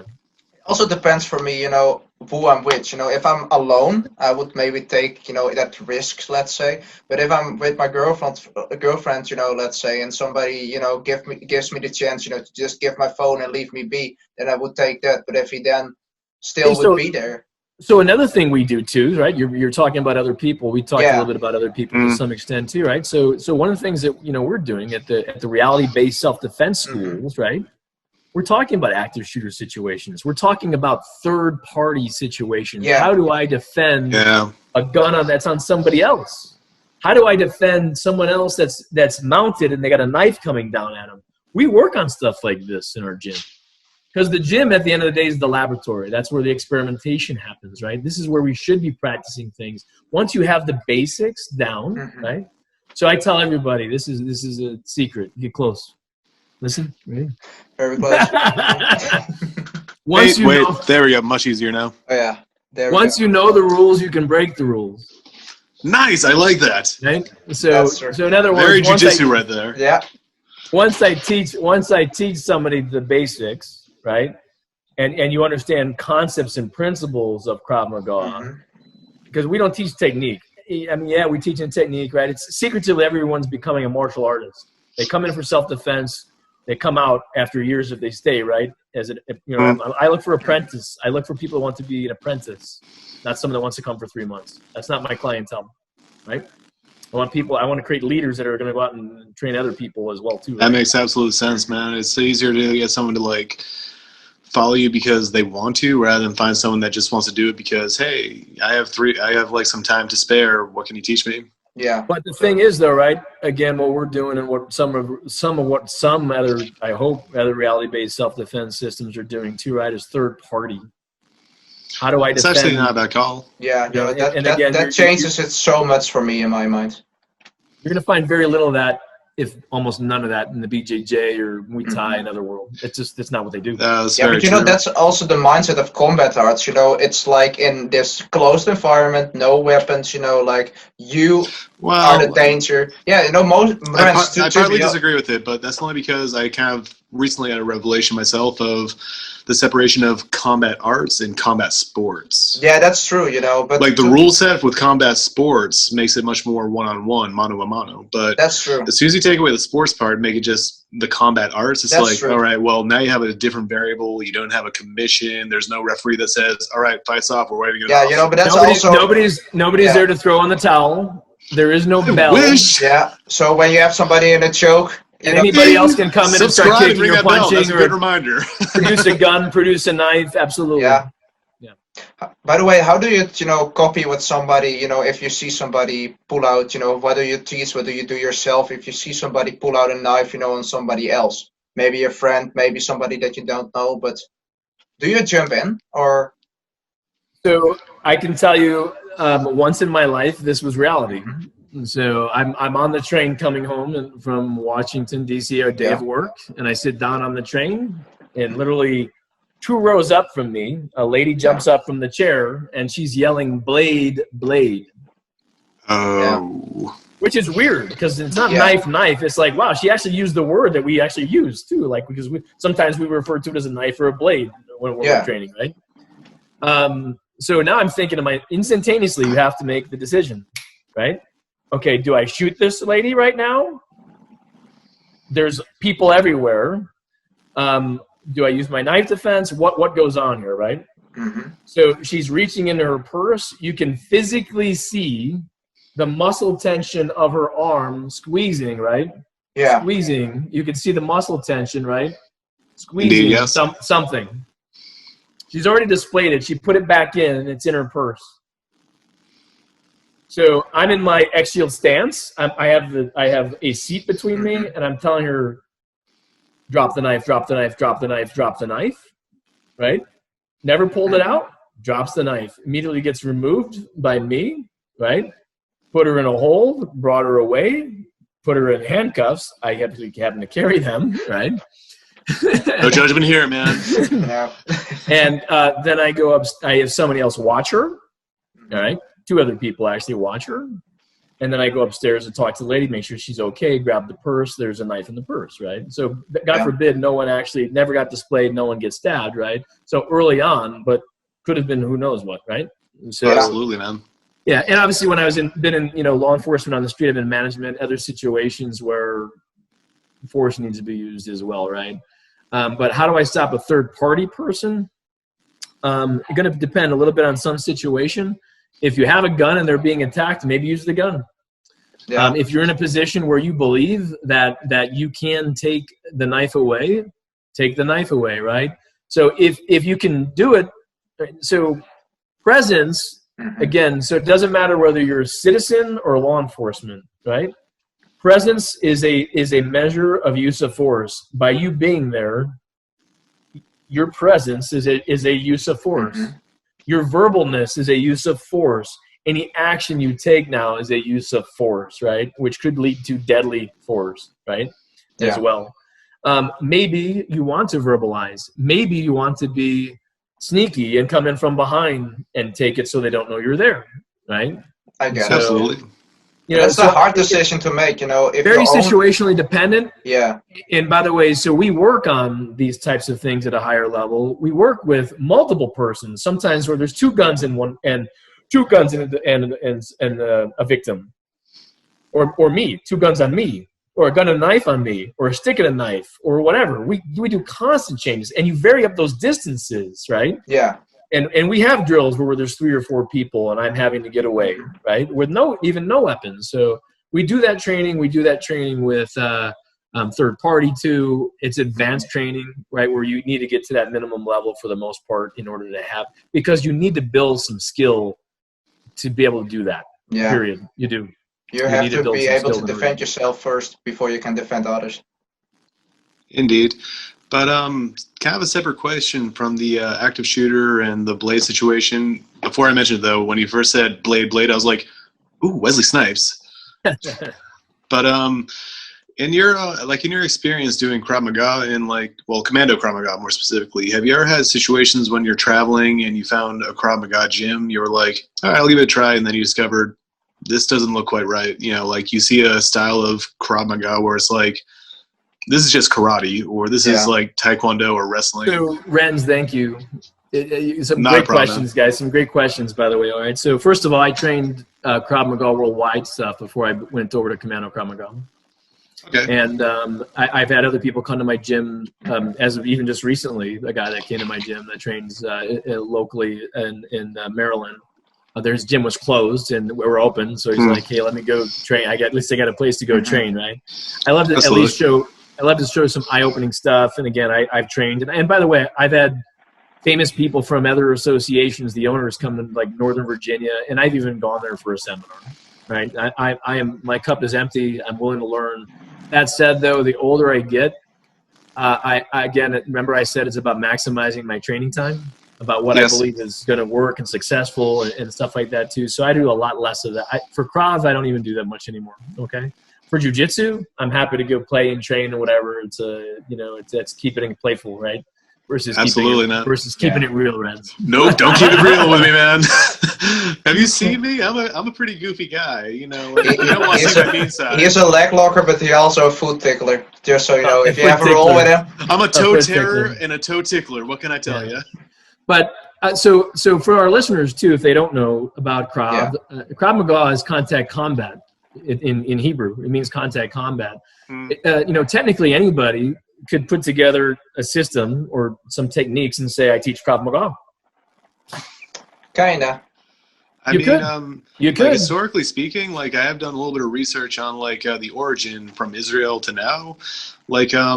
Maybe you can correct me. It was basically founded by a guy who survived a lot of the stuff during World War II, and he developed. Yeah, Emil Lichtenfeld. He developed it based off of some boxing, some wrestling, and then a lot of weapons. Yeah.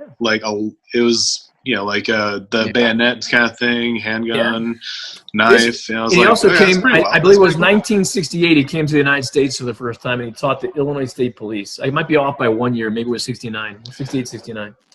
I'm trying to be mature about that number right now. Yeah. So this is, and again, this is what I love about Krav and some Krav, right? So if you're still learning the Krav that he developed, right? that's prior to UFC. Oh yeah. So, for our listeners, this is a very important piece, and it's not. It's just it's for their evaluation, right? Yeah. On what's right for you. And I said, go try this, go But try what's that. the difference in your mind? You know, the one prior for UFC.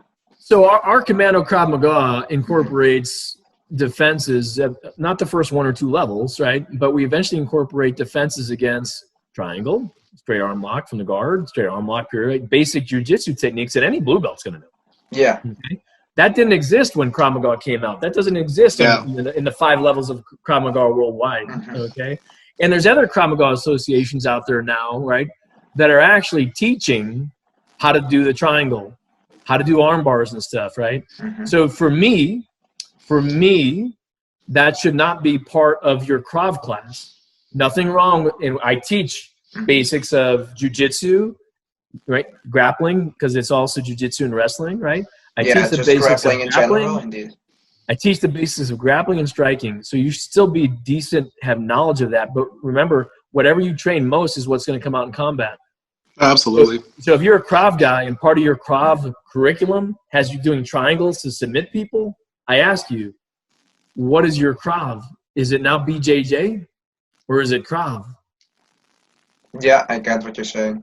Would you, by the way, think it's wrong, you know, for somebody, you know, let's say he got taken down and he did do a triangle, you know, maybe a sweep that he got a mounted triangle. Would you say that's a bad thing, you know, to do, or would you rather have him, you know, stand up, look at his surroundings, you know? So I think I know what you're talking about, man. I think I know what you're talking about, Vincent. Yeah, so defenses, I'm like, we have defenses, right? So if you want to sweep somebody from the bottom of the guard, I mean, sweep them from the bottom of the guard. We have other techniques, cat strikes and certain things too, right? But, you know, sweeping people from the bottom of the guard, awesome. Sweeping them from half guard, awesome. You get my point? Those are great things. Krav should be limiting, right? Commando Krav Maga specifically, you're not staying in the fight. The longer someone stays in the fight, the longer someone's going to win. Yeah, that makes sense. That's true. And the longer someone stays in the fight, someone's going to lose. I don't want to be the one that loses. I just want to be the one that survives. Right? I want your mom to survive. I want my girlfriend to survive. I want my daughter to survive. I don't want anybody to win. I want to go home. The winner is the one who goes home. Yeah. Right? Well said. I like that. Yeah. That said though, I'm not going to argue with some, you know, great black belts that I know. Like, so, okay, cool. If you're in an elevator and the guy goes downward stab with a knife and you want to do an arm bar on him, great. Do an arm bar on him. You know, but understand that, you know, you can arm lock somebody in the guard. You got one arm, and the other arm pulls out the knife and is stabbing you. Yeah. At the same time, if they're willing to break your arm, you know, or he just, you know, holds you on the ground. You know, even if you are on top, if he just holds you down and his buddy is kicking you in the head. Yeah. I don't like that situation either too much. I've been there before. Not pleasant. And I love jiu-jitsu. I train jiu-jitsu. I train grappling. I train striking guys. But again, I believe that no matter what you train the most is what's going to come out in combat. That's from playing football. That's from law enforcement. That's from the military, right? You know, if somebody wants to disagree in the comments, by the way, for the viewers, you know, I doubt that you have as much experience as this guy right here. If you disagree in the comments, we're just going to disagree back and say, "Nuh-uh." No, so the thing is this, though, guys. I'm not. You know, this is how I train. This is who I am. I said it earlier. It's my mantra, right? So I'm training for my purpose, which is to survive a violent confrontation, and it's to not stay in the fight. It's to disengage, to get to a gun if I have it available to me too, right? If I needed to use it, all right, or get away. Right, and save my girlfriend or her kids or my kids or whatever else, right, or anybody I'm with, or if in third-party situation, handle it, right? You know, two guys. What are you going to do with two guys? I'm in Columbine, right?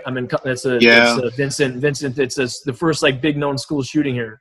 Two guys with guns. Yeah, I know. 1999 or something like that. It's like very early. You know, it's before the 2000s, right?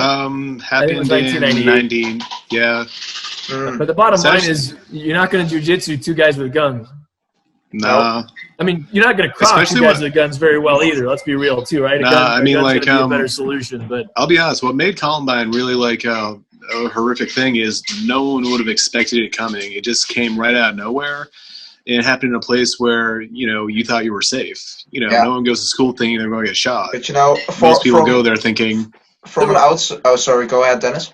Yeah, Ren's trades, I know, and loves jiu-jitsu. And Vincent, you're like more MMA with stuff? Yeah, more MMA with stuff, indeed. So the thing is this, though, right? So even if we, and I hear it all the time, right? Like BJJ from a lot of guys, some SEALs that are friends of mine, and you know, they love their BJJ, and I do too. Okay, I do too. But they're going to come to me again. They're going to come to me again to learn gun and knife defense. Okay. So they're going to come to our association to learn gun and knife defense. It's a fact. I'm telling you, I've had people come to me to learn this stuff. All right. So you must be doing something right. Yeah, but you know, I would just say, ask yourself: is your BJ training or your MMA training is it doing that for you? And I can tell you, from what I've seen, I haven't seen too many gyms promoting classes where they're disengaging. It's all about attacking, getting the dominant position, holding them there, and submitting them. There's discussion sometimes about just getting away, but there's not one of the 36 techniques that actually teaches you to get away. It is true. There's not one. No, it's very true. Like, there's not one gun and knife defense in the blue belt program. The instructor, though, to be fair. Like, sometimes the instructor is the one that's going to tell you, like, you have a choice in the matter. Yeah. I mean, I understand it's a bit of a liability thing, but it's also kind of like a logical explanation because there are a lot of people that have those egos where you get the shoulder bump walking by someone. It's like, all right, we're fighting then. But you gotta evaluate. Like, is it worth doing? Here's one for your listeners too. By the way, I love this question. Right. So listen up, guys.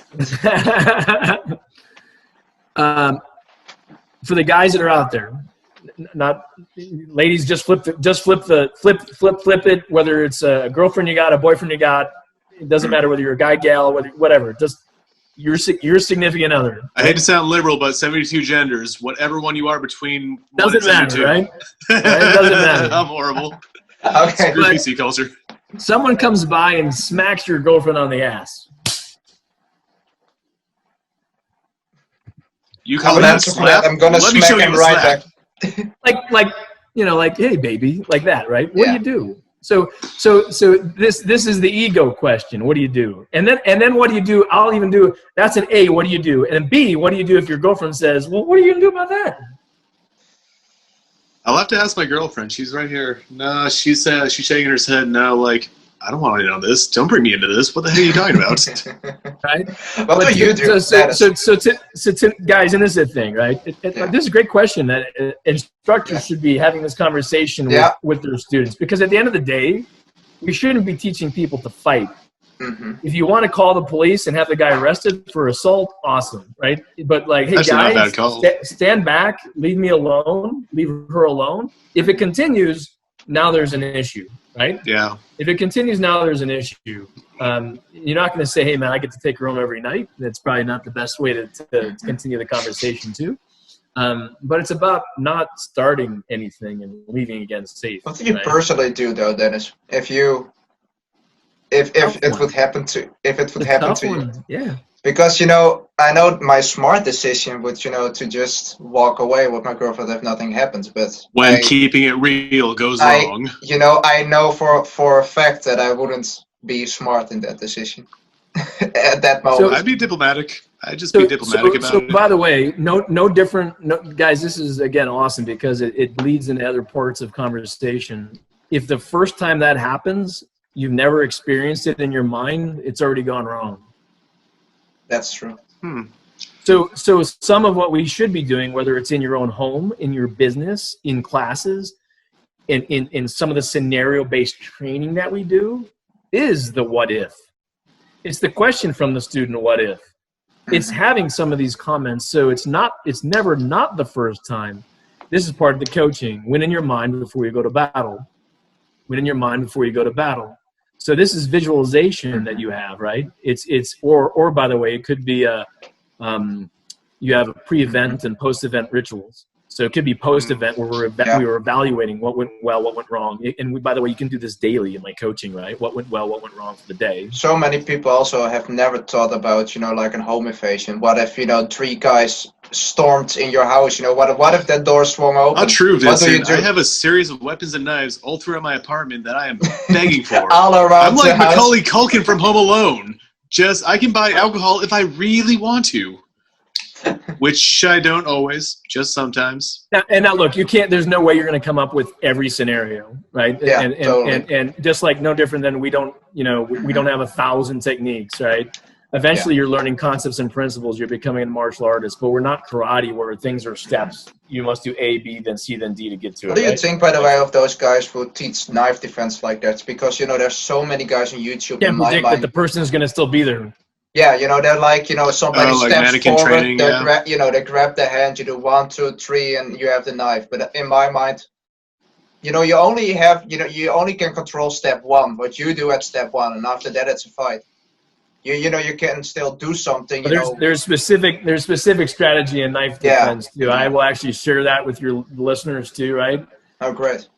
In our system, it's about blading, deflecting to buy you time to maneuver to get control, 3-point control if you can, to take your attacker's balance to eventually take the weapon away if you can. What's 3-point control? 3-point control is like one hand on it, maybe another hand or an armpit lock, like a figure 4, and your body is be the other third point. The ground can be a third point because the ground's not going to move. But a table's not a third point. Something that's movable is not going to be a third point, right? And so it could be a wall. Indeed. If it's like a fixed wall, not like some wall that's up like in a classroom or something that someone pulled across or whatever, right? But so that's your principles, like what you would do with a knife. Do you also, some people, like Nick DeRosos that was on here, he also teaches in some situations parrying the knife. Let's say, for example, if he was stabbed, he did this multiple times with fake blood. If he got stabbed, and he couldn't get a hold of the knife anymore. Then he wouldn't have a choice but to parry the knife. And to use footwork to get away. Do you also teach something like that? So parrying is deflecting. It's just a different name, right? So we're teaching that the first 2 things, you must both blade your body and deflect it at the same time. So we're trying to get out of the line of fire of the knife, right? Of the knife. Right. That's totally good. And basically taking away vital organs instead of being squared up. Our stance is a very specific way. X-shield to cover the neck, to cover your upper thoracic cavity, which is your heart and your lungs. If I'm going to get stabbed, I would rather get stabbed in my lower cavity, my intestines, versus where my lungs are, right above the diaphragm. Not the breadbasket, damn. Right. So we're trying not to get stabbed at all, right? How we stand also has part of our body showing that if I get stabbed, it's less of an effect than so you're inside. Trying to use the back side, right? Dark side of ourselves, right? But I think I lost a little bit of that. But any improvised weapon, this is an improvised weapon. I can deflect it. The pen really is mightier, I tell you what. Yeah. We also use chairs, and all different kinds of things, right? Actually, I think my favorite improvised weapon is the belt. Like you just quickly whip your belt off. If you have a belt buckle, you can whip it. We do teach that, Renz. We do teach how to use a belt for knife defense, by the way. Especially if you have a buckle, it'd be great.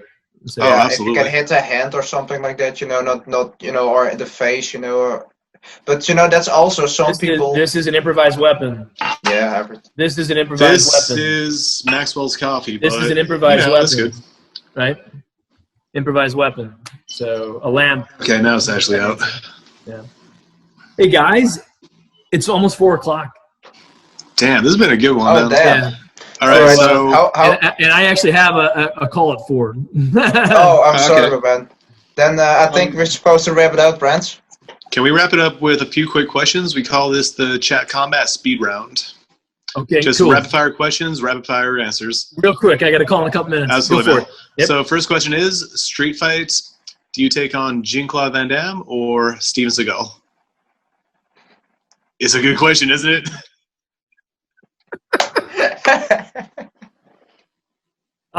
Steven Seagal. Got another one, Rance? Wait, me? All right, but I'm sorry, I'm not gonna ask a question anymore because you have to go, my man. Do you want to have one? No, I want a couple more of these if you got them. Dude, absolutely. Okay, fine. I always ask this. Come on, hurry up. Khabib or McGregor, if you have to fight them, or I have to fight either one of them. Francis or Khabib, the slow death or the quick death. I fight Khabib so I can learn why I lost. That's a good point, man. Rance, do you have another one? Okay, vacation spot. Do you go Europe or do you go South America? Not a bad answer. There's no wrong answers. I guess you'll be visiting sooner than later, Vincent. Indeed, my man.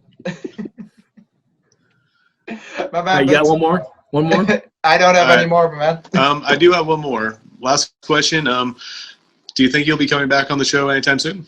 Oh, I'd love to, guys. No, I'd love to. Absolutely. I'd love to. That's my favorite answer. Oh, and we need to have you on again. There's so much more we can ask you. You can talk about. You're a very great guy. Thank you for being on. Thank you very much. Absolutely. Hey, guys, thank you so much. Appreciate having you. And hope all your listeners get something out of it. His book, his social medias, his website, everything will be in the links below, guys.